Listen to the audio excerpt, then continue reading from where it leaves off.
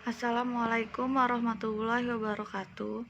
Kami dari kelompok 6 yang beranggotakan Hazel Salma dengan NPM 1813023001, Niken Sugesti dengan NPM 1813023003, dan Titin Istiqomah dengan NPM 1813023045 akan mempresentasikan materi yang berjudul Keterampilan Membimbing Diskusi Kelompok Kecil atau Guiding Small Discussion.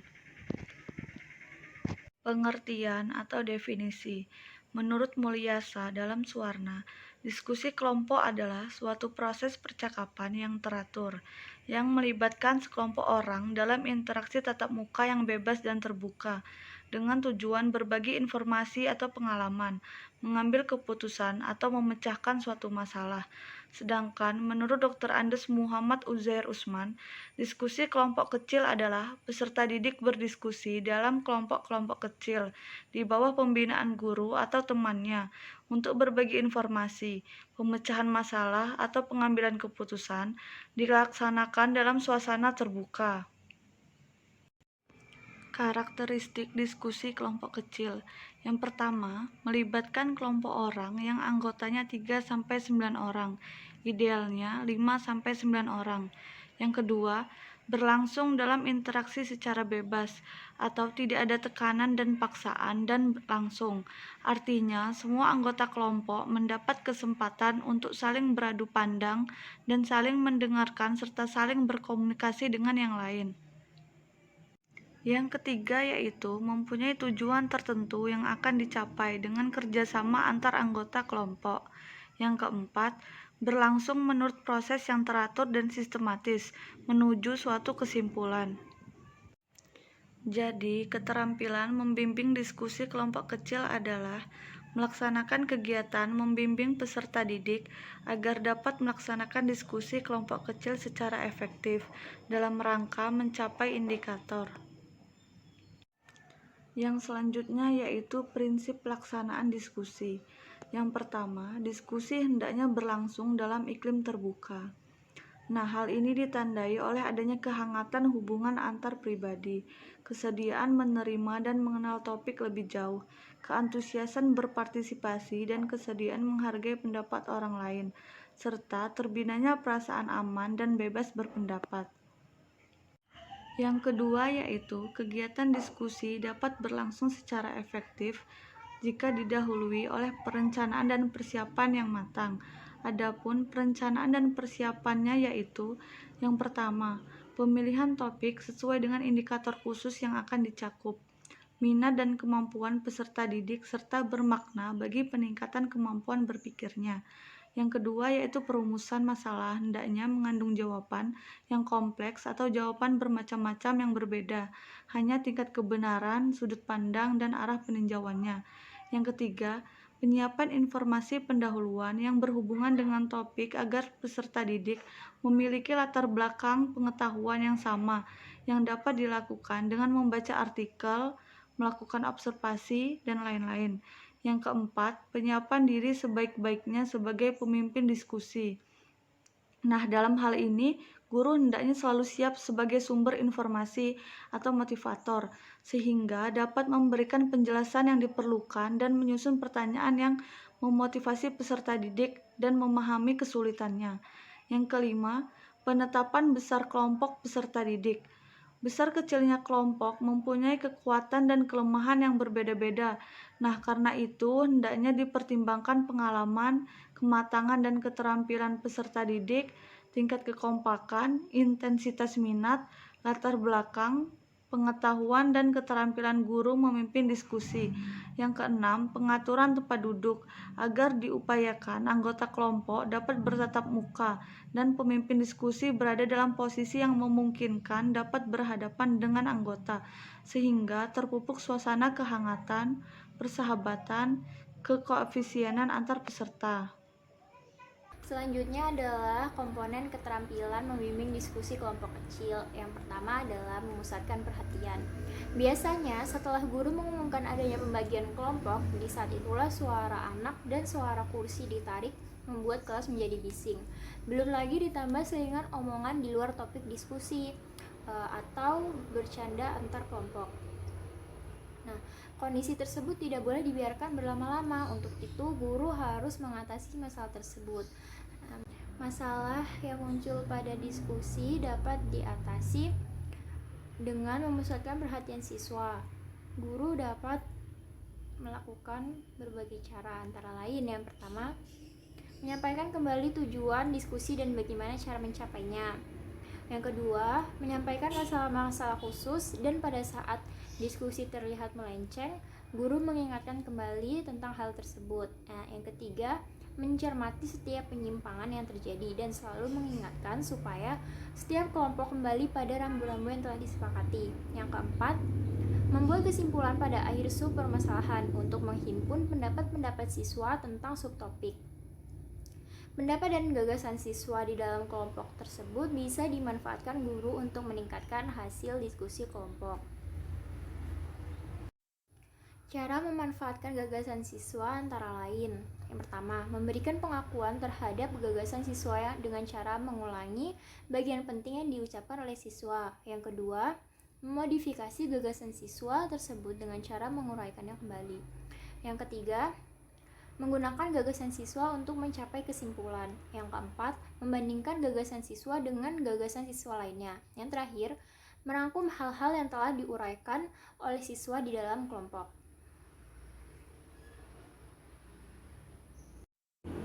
Yang kedua adalah memperjelas masalah dan memberikan urunan.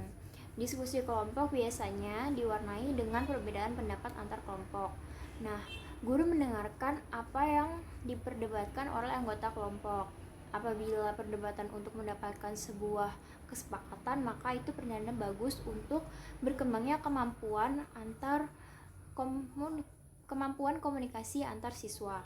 Nah, tapi apabila menurut guru menunjukkan tanda-tanda keluar topik atau salah konsep, maka guru harus mengingatkan kembali sehingga anak kembali pada topik yang benar. Nah, memperjelas ide dapat dilakukan dengan cara yang pertama, menguraikan kembali atau merangkum sumbangan pikiran dari siswa tersebut sehingga menjadi jelas.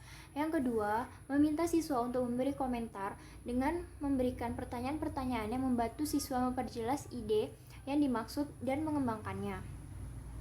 Yang ketiga, menguraikan gagasan siswa dengan memberi ulasan dan tambahan informasi atau contoh-contoh yang tepat sehingga semua anggota kelompok memperoleh pengertian yang sama terhadap konsep yang sedang dibicarakan. Komponen yang ketiga adalah menganalisis pendapat siswa. Diskusi kelompok membuka kesempatan partisipasi yang baik dalam mengemukakan pendapat, gagasan maupun menyanggah pendapat teman dalam kelompoknya. Kadang-kadang antar anggota kelompok terjadi perdebatan. Nah, namun sebagai kontrol, guru perlu mengawasi jalannya perdebatan tersebut. Bila siswa tidak menemukan jalan keluar dari perbedaan pendapat tersebut, maka harus menganalisis pendapat siswa. Apakah pendapat atau gagasan tersebut dilandasi oleh argumentasi yang kuat? Guru juga dapat menengahi dengan cara memperjelas kembali hal-hal yang sudah disepakati sebelum diskusi. Komponen yang keempat adalah meningkatkan urunan siswa. Sebagian siswa senang mengemukakan pendapat, tetapi pendapat tersebut belum tentu tepat atau benar. Diskusi kelompok memfasilitasi anak untuk saling melengkapi dan saling mengoreksi satu sama lain, sehingga gagasan yang bagus dari siswa terjaring pada diskusi kelompok dan pastinya bermanfaat bagi siswa lain dalam kelompoknya. Dengan kata lain, meningkatkan sumbangan terhadap kelompok. Nah, untuk meningkatkan urunan pendapat siswa, guru sebagai pembimbing dapat melakukan hal-hal antara lain. Yang pertama, mengajukan pertanyaan-pertanyaan kunci yang menantang siswa untuk berpikir sehingga memunculkan ide baru. Yang kedua, memberikan contoh-contoh baik verbal maupun nonverbal pada waktu yang tepat. Contoh nonverbal misalnya gambar, grafik, diagram, dan cerita. Yang ketiga, menciptakan suasana diskusi yang terbuka dan bersahabat. Nah, yang keempat, mengembangkan suasana kondusif di dalam kelompok. Yang kelima, memberikan waktu yang cukup kepada anggota kelompok untuk berpikir tanpa diganggu oleh komentar-komentar guru. Yang terakhir, memberikan dukungan nyata terhadap pendapat siswa dengan cara mendengarkan dengan penuh perhatian, memberikan komentar positif, menampilkan mimik senang dan bangga terhadap mereka, serta menampilkan sikap bersahabat.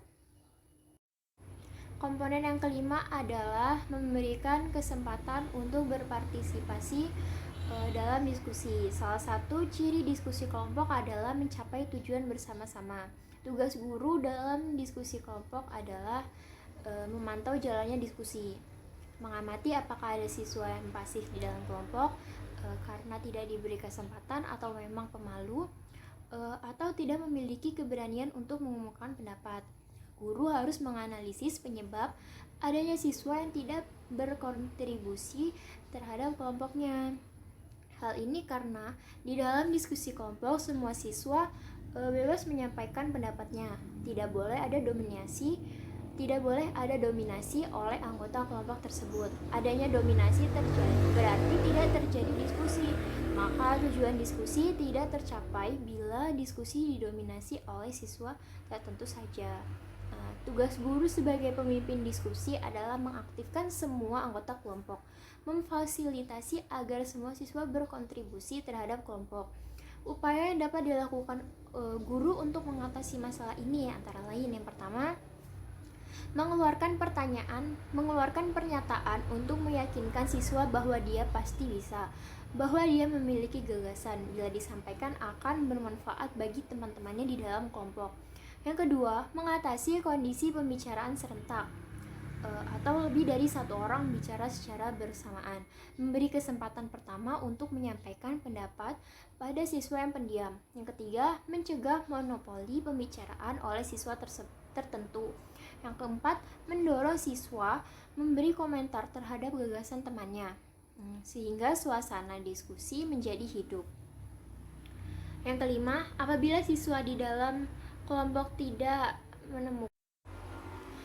menemukan kesepakatan dari apa yang mereka perdebatkan, guru dapat menengahi dengan cara memilih salah satu pendapat dan meyakinkan dengan berbagai alasan bahwa pendapat inilah yang paling tepat. Komponen yang terakhir adalah menutup diskusi. Nah, aktivitas penutupan diskusi ini adalah antara lain, yang pertama, membuat rangkuman hasil diskusi. Dapat dilakukan oleh guru dengan menghimpun pendapat siswa dari semua kelompok. Nah, ini juga dapat dilakukan guru dengan menunjuk satu atau dua kelompok untuk mempresentasikan hasil diskusi mereka. Guru berperan sebagai narasumber yang menarik benang merah dari apa yang disampaikan oleh siswa, sehingga semua siswa di kelas mendapatkan konsep yang benar. Nah, yang kedua, memberikan gambaran tindak lanjut atau menyampaikan topik diskusi berikutnya. Yang ketiga adalah bertukar pendapat dengan siswa tentang proses diskusi yang sudah berlangsung untuk mengetahui pendapat siswa atau kepuasan mereka terhadap proses diskusi. Nah, hasil diskusi ini menjadi masukan berharga bagi guru untuk merencanakan diskusi berikutnya, lebih sesuai dengan kebutuhan siswa. Selanjutnya, keuntungan dari diskusi kelompok kecil. Beberapa keuntungan yang dapat diambil dari diskusi kelompok kecil yaitu antara lain, yang pertama, kelompok menjadi kaya dengan ide dan informasi untuk mendapatkan hasil yang lebih baik. Yang kedua, termotivasi dengan kehadiran teman. Yang ketiga, mengurangi sifat pemalu. Yang keempat, anak merasa terikat untuk melaksanakan keputusan kelompok. Yang kelima, meningkatkan pemahaman diri anak. Yang keenam, melatih siswa untuk berpikir kritis. Yang ketujuh, melatih siswa untuk mengemukakan pendapatnya. Dan yang terakhir, melatih dan mengembangkan jiwa sosial pada diri anak. Selanjutnya ada kelemahan diskusi kelompok kecil. Nah, yang pertama adalah waktu belajar menjadi lebih panjang. Yang kedua, dapat terjadi pemborosan waktu. Yang ketiga, anak yang pemalu dan pendiam menjadi kurang agresif. Yang keempat, dominasi siswa tertentu dalam diskusi. Dan yang terakhir, tidak dapat mencapai pembelajaran ketika siswa kurang siap dalam mengikuti diskusi kegiatan pembelajaran. Selanjutnya, ada hal-hal yang harus dihindari oleh guru dalam diskusi kelompok kecil. Yang pertama, topik diskusi yang tidak sesuai dengan minat siswa. Yang kedua, terlalu mendominasi diskusi dengan cara mengajukan pertanyaan atau memberikan jawaban terlalu banyak. Yang ketiga, membiarkan siswa tertentu memonopoli diskusi kelompok. Yang keempat, membiarkan terjadinya pembicaraan yang menyimpang dari topik diskusi, dalam arti tidak relevan dengan apa yang sedang dibicarakan. Yang kelima, terlalu sering menginterferensi siswa dengan pertanyaan atau pernyataan yang sesungguhnya tidak penting. Yang keenam, tidak memberi waktu yang cukup untuk menyelesaikan masalah dalam rangka mencapai tujuan diskusi. Yang ketujuh, tidak memperjelas atau tidak mendukung pendapat siswa. Yang terakhir, gagal menutup diskusi dengan efektif. Baik, selanjutnya ini adalah lembar observasi keterampilan membimbing diskusi kelompok. Teman-teman bisa membuka makalahnya agar tulisannya lebih terlihat dengan jelas. Nah, di sini ada nama calon, bidang studi, pokok bahasan, hari atau tanggal, sekolah, dan kelas. Komponen keterampilan yaitu pertama untuk memusatkan perhatian, antara lain merumuskan tujuan, merumuskan masalah, membuat rangkuman. Komponen yang kedua yaitu memperjelas masalah dan urutan pendapat. Ada merangkum, menggali, mengurai secara rinci. Komponen yang nomor 3 yaitu menganalisis pandangan siswa. Ada menandai persetujuan dan meneliti alasannya. Lalu untuk komponen yang keempat yaitu meningkatkan urutan siswa. Ada menimbulkan pertanyaan, menggunakan contoh, menunggu, dan memberi dukungan. Komponen yang kelima yaitu menyebarkan kesempatan berpartisipasi. Ada meneliti pandangan dan menghentikan monopoli. Dan komponen yang terakhir yaitu menutup diskusi. Ada merangkum dan menilai. Yang selanjutnya yaitu contoh pengaplikasian keterampilan membimbing diskusi kelompok kecil dalam pembelajaran. Nah, kelompok kami telah membuat skenario ringkas untuk memberikan sedikit contoh. Seperti biasa, mula-mula gurunya menyapa, lalu guru membagi kelas menjadi 4 kelompok. Teman-teman bisa sambil dibaca ya. Nah, lalu yang diwarnain merah. Baik, mari kita mulai. Materi yang akan kita bahas hari ini adalah mengenai laju reaksi. Pembahasan kita yaitu 1. Apa yang dimaksud laju reaksi? 2. Jelaskan persamaan laju reaksi dan order reaksi. Silakan masing-masing kelompok mencari informasi mengenai hal-hal tersebut terlebih dahulu. Ini yang nomor 2 harusnya pakai tanda seru bukan tanda tanya. Nah, yang dimerahin tadi yaitu salah satu komponen dalam keterampilan membimbing diskusi, yaitu memusatkan perhatian. Nah, setelah itu siswa berdiskusi. Setelah semua selesai, guru meminta kelompok 1 untuk memaparkan jawaban soal nomor 1, yaitu menjelaskan konsep laju reaksi. Nah, setelah itu kelompok lain boleh menanggapi ataupun bertanya. Setelah itu kelompok 2 memaparkan hasil diskusinya. Setelah itu guru berkata ada yang mau menanggapi atau menambahkan. Nah, ini termasuk meningkatkan urunan siswa.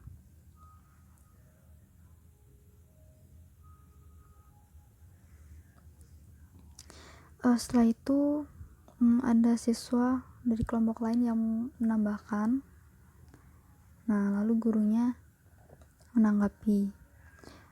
Yang dimerahin yaitu untuk yang order reaksi bagaimana, ada yang mau menambahkan. Ini juga meningkatkan urunan siswa. Teman-teman bisa sambil membaca sendiri ya. Kalau di PPT mungkin tidak jelas, bisa dilihat di makalahnya. Nah ini setelah itu jawaban siswa dirasa guru itu kurang, jadi guru menampilkan grafik. Nah ini juga termasuk komponen keterampilan membimbing diskusi, yaitu memperjelas masalah. Nah lalu ada siswa yang menanggapi. Setelah itu guru berkata lagi, anak-anak apa ada yang mau menanggapi atau menambahkan lagi? Ini juga termasuk meningkatkan urunan siswa, seperti contoh yang di atas tadi. Nah setelah itu, setelah dirasa semuanya sudah selesai atau diskusi sudah dianggap selesai, guru bisa menutup diskusi. Misalnya di sini contohnya, baik, kalau cukup, Ibu akan coba merangkum pelajaran hari ini.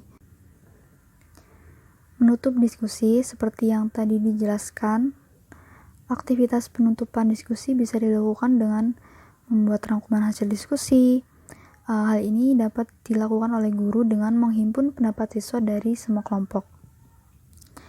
Di sini guru berperan sebagai narasumber yang menarik benang merah dari apa yang disampaikan oleh siswa, sehingga semua siswa di kelas mendapatkan konsep yang benar. Lalu guru juga bisa memberikan atau maksudnya menyampaikan topik diskusi di pertemuan berikutnya misalnya. Lalu bisa juga guru itu bertukar pendapat dengan siswa tentang proses diskusi yang tadi dilakukan, untuk mengetahui pendapat siswa atau kepuasan mereka terhadap proses pembelajaran atau proses diskusi tadi. Hasil diskusi tadi itu dapat menjadi masukan bagi guru agar kedepannya dapat merencanakan diskusi lebih sesuai dengan kebutuhan siswa.